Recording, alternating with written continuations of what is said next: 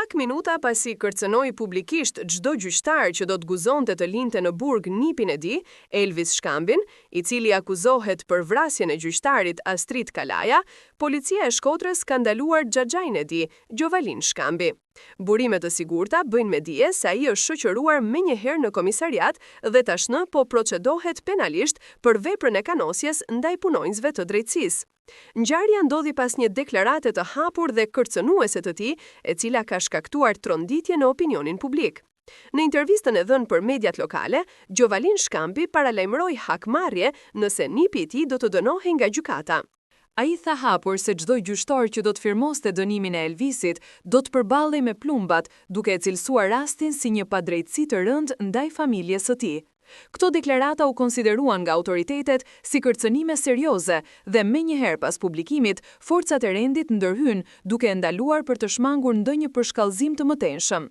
Sipas burimeve pranë policisë, materiali përkatës është dërguar në prokurorinë e Shkodrës, ku Gjovalin Shkambi akuzohet për kanosje dhe nxitje të urrejtjes, ndërsa hetimet po zhvillohen për të zbuluar nëse ai ka pasur bashkëpunëtor ose ka ushtruar presion mbi trupën gjykuese.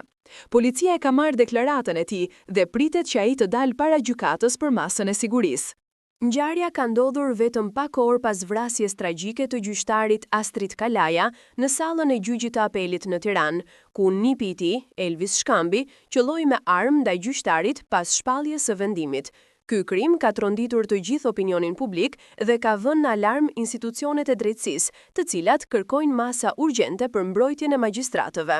Pas kërcënimeve të Gjovalin Shkambit, Këshilli i Lartë Gjyqësor dhe Ministria e Drejtësisë kanë reaguar me tone të forta, duke deklaruar se drejtësia nuk do të ndalet nga frika apo presioni i askujt. Ata kanë theksuar se çdo kërcënim ndaj gjyqtarëve do të trajtohet si vepër e rëndë penale dhe se ligji do të zbatohet njësoj për të gjithë, pavarësisht statusit apo lidhjeve familjare të personave të përfshirë në këtë ngjarje.